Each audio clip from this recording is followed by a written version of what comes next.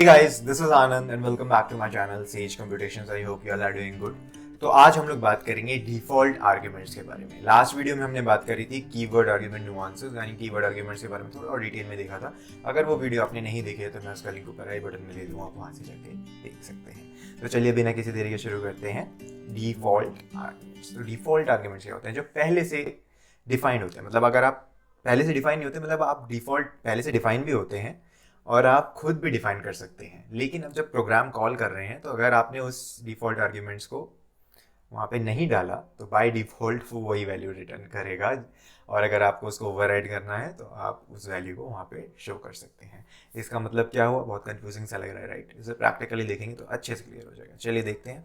मैं वही programme use कर रहा हूँ जो मैंने लास्ट वीडियो में करा था, उसी को थोड़ा एक्सटेंड करते जाएंगे। इसमें मैं कर रहा हूँ print student details, name school और उसके सब्जेक्ट्स के नाम, टोटल उनका, देन प्रिंट नेम उन स्टूडेंट का नाम, देन प्रिंट स्कूल का नाम, और फिर हम एनरोल्ड, एक नया कीवर्ड आ गया इसमें एनरोल्ड, कि क्या वो स्टूडेंट उसमें एनरोल्ड है उस स्कूल में या फिर नहीं। ठीक है, प्रिंट स्कोर टोटल। ओके, और मैंने करा प्रिंट स्टूडेंट डिटेल्स, वही पहले की तरह एलिस कोलंबिया लिख दिया, सब्जेक्ट के नाम लिख दिए, एनरोल्ड इक्वल्स टू ट्रू कर दिया, यानी ये स्टूडेंट इस स्कूल में एनरोल्ड है, उस स्कूल का पार्ट है।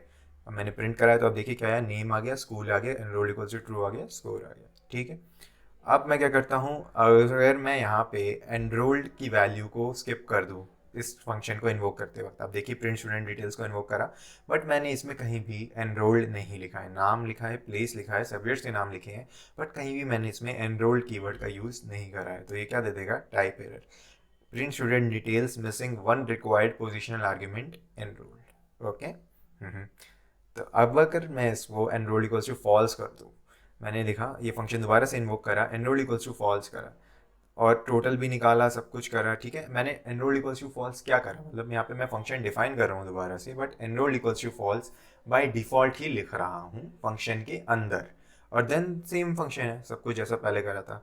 अब अगर इसको इन्वोक करते हैं, एनरोल्ड इक्वल्स टू ट्रू कर देता हूँ मैं फंक्शन इन्वोकेशन के टाइम। फंक्शन जब डिफाइन करा था तो डिफॉल्ट फॉल्स डाला है, लेकिन जब यहाँ पे इन्वोक कर रहा हूँ तो मैं, आप देखिए, एनरोल्ड इक्वल्स टू ट्रू कर रहा हूँ। तब क्या होगा? तब मैं इसे दोबारा से रन करूँगा, अब देखिए एनरोल्ड इक्वल्स टू ट्रू आ गया, यानी ओवर कर दिया इसने। तो दिस इज़ द थिंग जो मैं बात कर रहा था वीडियो के स्टार्टिंग में, कि जब भी अगर आपको ओवर करना है तो फंक्शन में जब वो इन्वोक कर रहे हो दोबारा उस वैल्यू को डाल दीजिए, दोबारा उस कीवर्ड आर्ग्यूमेंट को पास कर दीजिए, वो उसे ओवर कर देगा। अब अगर मैं इसे एनरोल इक्वल्स टू फॉल्स करूँ तो आप देखिए एनरोल इक्वल्स टू फॉल्स आ गया। ठीक है, ये भी काम कर रहा है। लेकिन अब मैं अगर एनरोल लिखूँ ही ना, जैसे कि मैंने ऊपर करा था, यहाँ पे मैंने एनरोल्ड लिखा ही नहीं था तो इसे मुझे एरर दे दिया था कि अभी मिसिंग वन रिकॉर्ड। अब अगर मैंने यहाँ पे एनरोल इक्वल्स टू फॉल्स जब लिख दिया है, डायरेक्ट बाय डिफ़ॉल्ट लिख दिया है फंक्शन डेफिनेशन में, और जब मैं यहाँ पे पास कर रहा हूँ एनरोल की वैल्यू नहीं लिख रहा हूँ, तो ये रन कर जाएगा बिना कोई एरर दिए। Okay, so when you have specified a default argument in a function definition, you don't need to specify it during the function invocation if you need the default. अगर आपको डिफ़ॉल्ट वैल्यू ही चाहिए और अपने function definition में define कर रखा है, तो जब आप उसे इन्वोक कर रहे हैं तो आपको उसकी ज़रूरत नहीं पड़ेगी। ओके, तो मैं क्या करता हूँ, डिफाइन प्रिंट स्टूडेंट डिटेल्स दोबारा करता हूँ। मैंने एक और फंक्शन बनाया है, इस बार में एनरोल्ड इक्वल्स टू फॉल्स और बायोलॉजी इक्वल्स टू 50, दोनों फंक्शंस को बाय डिफ़ॉल्ट उनकी वैल्यू डाल रहा हूँ, बायो की सब्जेक्ट की भी और एनरोल्ड की भी। अब देखिए मैं यहाँ पे प्रिंट भी करा देता हूँ बायोलॉजी को भी, आफ्टर स्कूल और एनरोल्ड के बाद मैंने प्रिंट भी करा दिया बायोलॉजी। और जब मैं इसे रन कराता हूँ तो यहाँ पे मैं एनरोल्ड नहीं लिखता, बट बायो के मार्क्स लिख देता हूँ। मैंने लिखा 88, बट बाय डिफ़ॉल्ट मैंने क्या डाला था? 50, राइट। मैं यहाँ पे प्रिंट कराता हूँ, हम देखें बायोलॉजी में 88 चला गया, ओवरराइड हो गया भाई, बिकॉज फंक्शन इन्वोकेशन के टाइम मैंने बायो की वैल्यू डाली है, दैट इज़ वाई यहाँ पे बायोलॉजी की वैल्यू आ गई। अब अगर मैं यहाँ पे बायो की वैल्यू हटा दूँ, मैंने एनरोल्ड भी हटा दिया, बायो भी हटा दिया, तब देखते हैं क्या होता है। मैंने प्रिंट कराया तो अब देखिए बायो भी 50 आ गया जो मैंने यहाँ पे बाय डिफ़ॉल्ट डाला था, और एनरोल्ड भी आ गया फॉल्स बाय डिफ़ॉल्ट। यानी आप जितनी ज़्यादा डिफ़ॉल्ट आर्ग्यूमेंट्स डालोगे और उन्हें आपको ज़रूरत नहीं होती है फंक्शन में इन्वोकेशन के टाइम में और डालने के लिए, वो बाय डिफ़ॉल्ट ही वहाँ पे आ जाते हैं। तो अगर मैं इसमें जैसे कि एलिस कोलंबिया मैथ्स और फिजिक्स डाल दिया, बट इसमें मैंने केमिस्ट्री भी हटा दिया, लेकिन इस बात का आपको ध्यान दें कि मैंने केमिस्ट्री यहाँ पे बाय डिफ़ॉल्ट कुछ डाला नहीं है, तो वो ये एरर दे देगा। अगर आपने बाय डिफ़ॉल्ट आर्ग्यूमेंट्स वाले वैल्यू को पास नहीं भी कराया इन्वोकेशन के टाइम तो ठीक है, लेकिन अगर कुछ ऐसी वैल्यू पास करा दी जो डिफ़ॉल्ट आर्ग्यूमेंट एरर दे देता है, क्या एरर दिया है उसने? Missing one required positional argument chemistry. ठीक है, ओके। अब इसमें क्या करते हैं, मैंने केमिस्ट्री इक्वल्स टू 50 लिखा, बायोलॉजी इक्वल्स टू 50 लिखा और एनरोल्ड इक्वल्स टू फॉल्स लिखा। तीनों चीज़ें लिख दी हैं। अब मैं क्या करता हूँ, मैं इसे प्रिंट कराता हूँ। हम देखिए केमिस्ट्री बायो दोनों आ जाएंगे। केमिस्ट्री में यहाँ पे 89 भी पास करा रहा हूँ इन्वोकेशन के टाइम। केमिस्ट्री की वैल्यू पर क्या लिखी है 50, बट पास क्या करा रहा हूँ 89, तो क्या होगा केमिस्ट्री 89 आ गया यहाँ पे, क्योंकि ओवरराइड हो गया, दैट्स द थिंग। अब यहाँ पे क्या होता है, मैं प्रिंट स्टूडेंट डिटेल्स करता हूँ, maths equals to 100, physics equals to 9। सिर्फ मैथ्स और फिजिक्स की वैल्यू डालता हूँ, केमिस्ट्री की भी नहीं डाल रहा, बायो की भी नहीं डाल रहा, एनरोल्ड भी नहीं डाल रहा। फिर भी यहाँ तीनों चीज़ें आ गई, एनरोल्ड फॉल्स आ गया, केमिस्ट्री 50 आ गया, बायो 50 आ गया। वाई? बिकॉज बाई डिफॉल्ट तीनों वैल्यूज डाली हुई हैं। तो दैट इज द थिंग।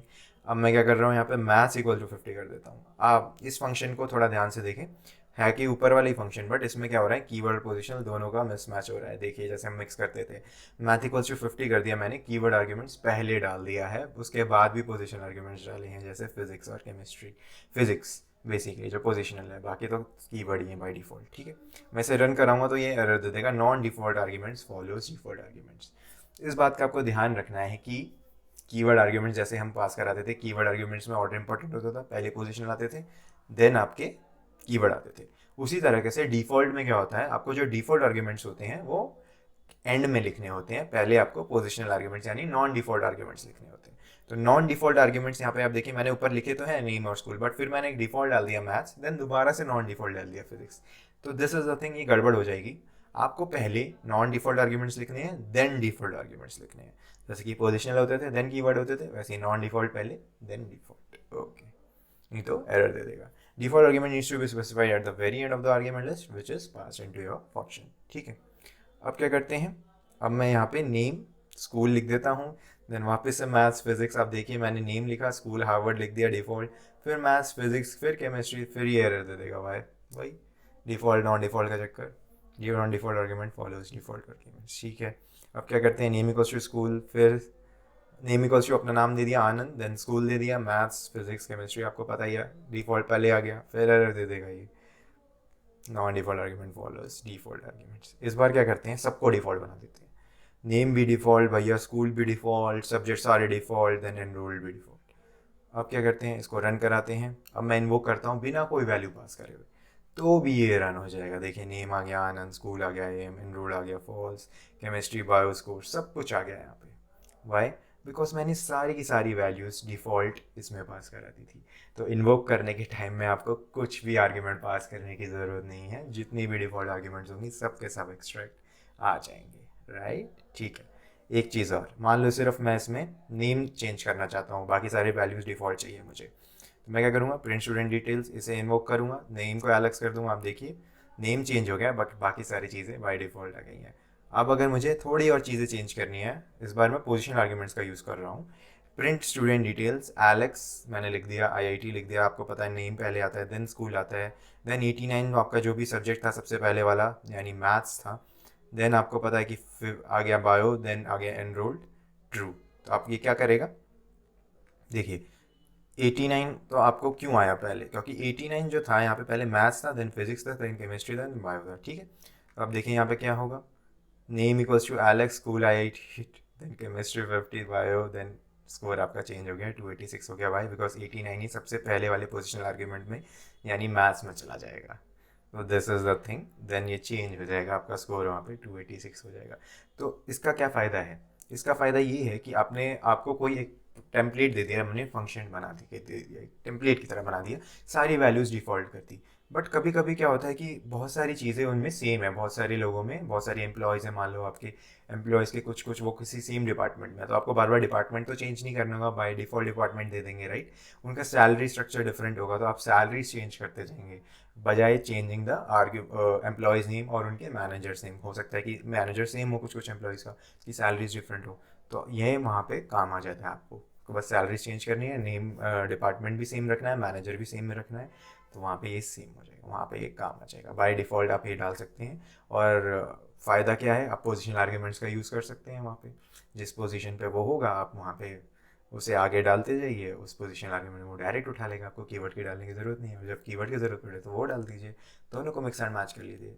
तो ये इसका फ़ायदा होता है। अगर आपको कोई भी डाउट हो तो आप कमेंट्स में डालें, I will address there. And just hit that subscribe button if you haven't already subscribed, and share it with your friends जिन्हें इस प्लेलिस्ट की ज़रूरत है, बिकॉज यहाँ पे हम बहुत ही ज़्यादा क्वालिटी कंटेंट जो कि पोस्ट ग्रेजुएशन कोर्सेज में लैक्स ऑफ रुपीज़ में सिखाए जाते हैं वो हम फ्री ऑफ कॉस्ट सिखा रहे हैं. तो just help out your friend जिनको भी ज़रूरत है. Till then have a good day. Signing of.